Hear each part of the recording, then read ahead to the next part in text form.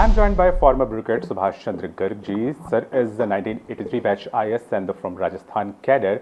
He has served Ministry of Finance as a Finance Secretary and the Secretary Economic Affairs. He has written a book named No Minister, which has key insight how political circle and the bureaucracy functions.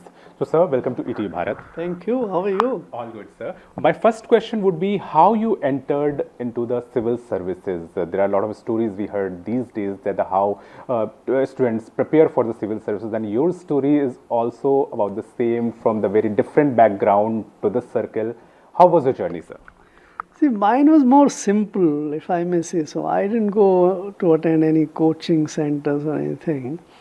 We used to live in Ajmer, Rajasthan. I appeared for my first possible attempt in the age of 22 years or so. And maybe I wrote the exam well, etc. So I got through in the first attempt, securing fourth position. So it was more smooth journey, so to say. So, how was your experience when you joined the service? Was it the same as it was looking from the outside, or there was some different things as well? So since I had no great idea about what is inside the, so one thing when I reached the academy, I thought it would be a very large, big academy with the IAS, the premier civil service. They train all the civil services, in fact, in the foundation course. But it was in the hills, up in the hills in Mussoorie, a mountainous kind of complex, little smaller. So that was a kind of first sort of disappointment that possibly, but later on we realized that unique location had so many charms, such a nice secluded environment to work. And so you go through the process, you start sort of in a way having arrived in the civil service, you try to train yourself. And that is where I think the one encounter which I recount in the book is, we go, and I think still it might be continuing that system of what is known as Bharat Darshan. Yeah. So in the month of December or something, when it becomes a little cold there, officers are divided into different groups, sent to different parts of the country to have a feel of India, and also in the process do certain kind of introduction to them, a certain kind of understanding for India's development or challenges what there are. And as part of that, one of the attachments is called tribal attachment. You go and live in a tribal dominated district right in the midst of the tribals, and then you try to empathetically understand that how do the tribals live, what is their developmental status, do they have enough to eat, live better, incomes are, do they face any problems, what can be done for the development, things like that. So I went as part of the team or the group which landed in Sivni in Madhya Pradesh. Unfortunately, that experience turned out to be somewhat I wouldn't say disaster, but very different, somewhat close to that. There was a collector who was hardly interested in developmental work, was more of a show kind of thing. I recount in the book the kind of place he put us in, the kind of culture which was exhibitable, the kind of visit he made to forest, right in the midst of the night, trying to search. It was also the area where the Pench sanctuary is located. And this in a way disappointed me that what we thought was a sincere entry into the service, and instead you are exposed to, I think, senior or the worst side of the civil service, so to say. So I decided to write a case study. That case study became a kind of problem. Ultimately landed with that officer, who then was his explanation, etc., were called into question, and he threatened. Indirectly, a senior colleague of mine in Rajasthan was with him in some training, and he said, "I'll finish him off." So when V.S. Singh, the officer in Rajasthan, said, "What did you do to him for him to say that he will finish you off?" And that is something where, so that is how a sweet, sour kind of story which began with the probation there. Kind of a harsh landing. It was not harsh. Harsh is if it is difficult. If you go onto the front and you're fighting a war kind of thing, so that, or you landed up in Naxalite area, or and also sort of suffered some kind of encounter or things like that. Those are tough. Those are harsh. This was not harsh. This was not something which you expect to be in the civil service. So, sir, as being from the cadre, Rajasthan cadre, a maximum part of your service, you have been there. So, what kind of encounters, rather I say, the development work happened during your tenure there? See, development is an ongoing process. At every stage you develop. So during those times, whether you work as the subdivisional officer, or you work as the additional collector development, or collector, or the head of the department, agriculture, whatever. So there are many positions you occupy, and there you deliver what we can say the developmental programs of the state governments, of the central government. We implement the laws of the land in a manner where it is equitable, without discrimination to the people. So in those days, quite a few things used to be very prominent. For example, one was the land related thing. So the government used to distribute surplus land to the poor or the landless who don't have the land to do it. So delivering a fair allotment of the land to poor was quite a challenging one. A lot of people used to trespass, occupy land which is to be allotted to poor. You don't get that allotment done to them, or even if some allotment is made to poor, the other guys will not allow you to occupy that. Or that kind of sort of exploitation, or the exploitation of the poor, landless, etc., which goes on. So you do it as additional collector. You implement the programs. Today, for example, MG Narega is those time. It used to be NREP, National Rural Employment Program. There were also IRDP used to be one big program at that time. So it was to deliver some sort of assistance for people to set up small businesses, to make some more income for them. So those programs were implemented, and that is where in those processes I probably came across several things which in a way touched me to find right kind of solutions. Fortunately, many of them happened very well. Some created some disputes, and somewhere you also realized the reality of the life and how do you take those decisions. So I've described all of them in the book in as fair and clear manner as I can. There is one chapter from the Rajasthan is that someone said to you that you are working well, but it doesn't suit us. So tell us more about this. What happened and how was your reaction towards it? Quite right. I think this is when I was working as collector Rajsaman, and we had fairly good representation in the ministries and all. So at during that period, So it so happened, well, I think this is politicians' weakness, so to say. They want to be seen that whatever is happening in the district or developmental thing is happening, it is they who are getting it done. So that's one thing which they want to show. Whereas it's under some government program or the other, they may not have. So they want to be, I think, constantly sending two messages.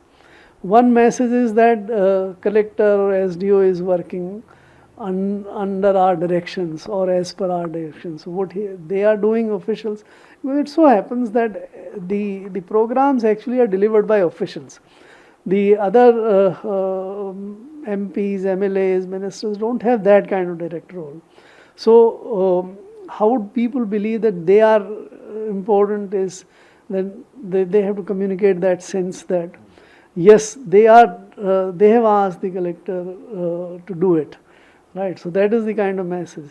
And one of the ways in which they can be seen to be actually doing is that if you organize as district administration something of this nature, land allotment or shops allotment, or doing some loan distribution or other activities relating to that development, they expect you to invite them to preside over the function.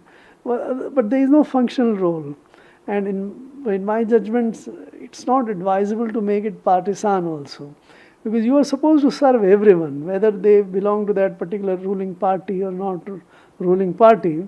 The administration need to work for all. So it so happened that during that 1 year, and it was she was a very sort of mature, fair, sober lady, Girja Vyas, who became a minister here also in the union government later, and an educated one, came from a professorial assignment. She was used to be a professor in the college, and she was a minister in Rajasthan government as well. But at that time, the government was of the other party. The BJP used to have the government, but but I would sort of accord them all due respect and the attention. Of course, I wouldn't do if they would ask me to do something which is not correct. For example, when I was asked to declare famine in Rajsamand, whereas the ground conditions did not justify, I refused to do that. Their argument was that when you declare it, you get funds, and funds can be used for people's welfare and development. They had, I wouldn't say that they didn't have a case, but to do it on a false pretext by using false data and argument is something which didn't appeal me. So I wouldn't do it.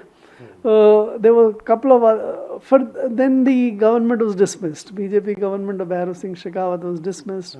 President rule came, and the president rule, since the government in the center was of their persuasion, their party, then they probably decided that it's time for me to get transferred from there. And they might have spoken. So I was transferred very early. I think I had finished only about 11 months or 11.5 months. But transfers are fine. That's part of our job. We can't feel good or bad about it. So I said, fair enough. What the quotation you made, which I have used in the book, is a call from her, Mrs. Girja Vyas. And she exactly used this word. She said, Subhashji, you were doing very well in the district, but your working doesn't suit us. And that's why we have asked for your transfer. Don't mind. I said, Madam, this is perfectly fine. It's very gracious of you to telephone me to say that this has been done, and also to use kind words by saying that I was doing very well. It's fair enough. I am a civil servant. I would go and work anywhere else. So it's absolutely perfect, and I have no regrets, no complaints against you. From Rajasthan, you moved to the World Bank, and there were a lot of complex issues on your plate to settle, like IMF and the World Bank relationship with India, and the settling the state debts and all. So, what was your experience there? Before World Bank is much later in my life. So I went to the World Bank in 2014. Before that, I had come to Government of India in 2000 itself as a director in the Department of Economic Affairs, where selection normally was more difficult. But if you want to, as you asked me about the experience in the World Bank, which is 2014, World Bank provided me the big opportunity of working at the international scale. So I think the kind of exposure I got there was phenomenal, and did many sort of operations and many of engagements, how the whole world system works.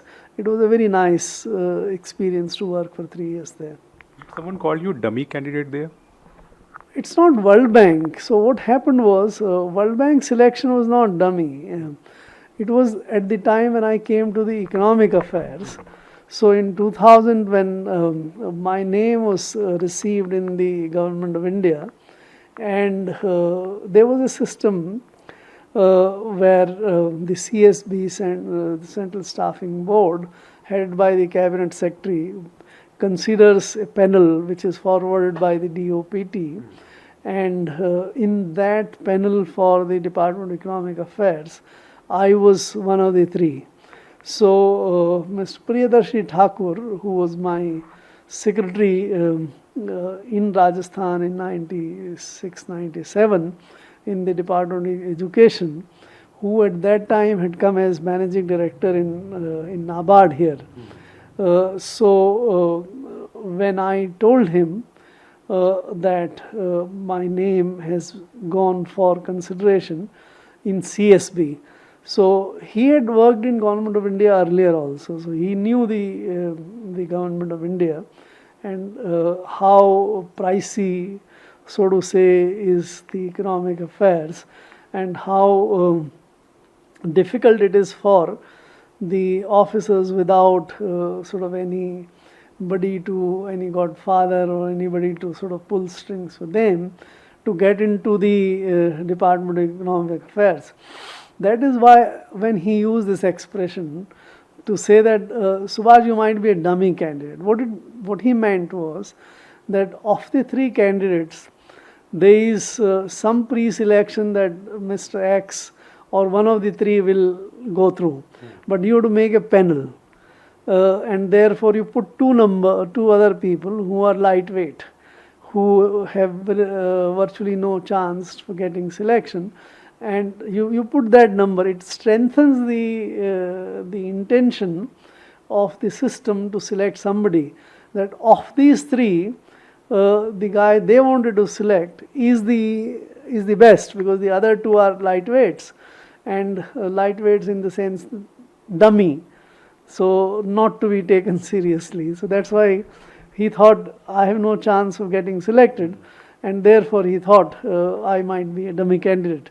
But it so happened that I got selected. So, sir, returning from the World Bank, you straightforwardly, I guess, you have joined the Finance Ministry again. Yes. So, what was those days? What were those days, and what was your experience working with the new government, NDA government, and what was the experience working with the Finance Minister? See, I have recounted that in very great detail in one specific book which I wrote about 2 years back. The book is titled "We Also Make Policy." So that's a very detailed account of my experiences in the Department of Economic Affairs as Finance Secretary, and also for 3 months as Power Secretary. In this book, No Minister, I have only sort of culled out and put there only those of the experiences where either I could succeed or in doing something which was worthwhile, or where there was a kind of situation created that the desirable things didn't happen. It also brings out some of those issues where there was tussle with the minister or with the senior civil servant and all. So I suggest your readers may go through and that is where they might find it quite interesting to see how things work. A final question. Who said to you that you are not tuned with the government thinking? This is part of this. Mr. Nipendra Mishra, who I worked with very closely for 2 years, and we did many things. He's a very bright, energetic, go-getter kind of person, and many issues we sorted out, done together. But in the later part of of my stay there and working with him in the PMO, so to say, there was a couple of decisions which were not in line with what I would consider as correct or in line with the rules or regulations.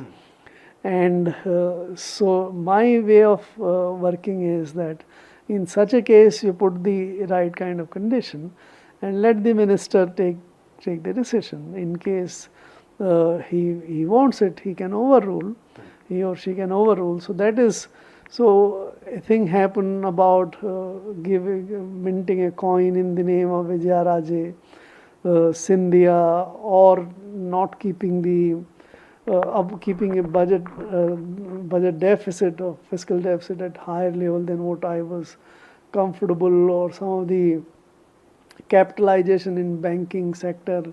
And so there were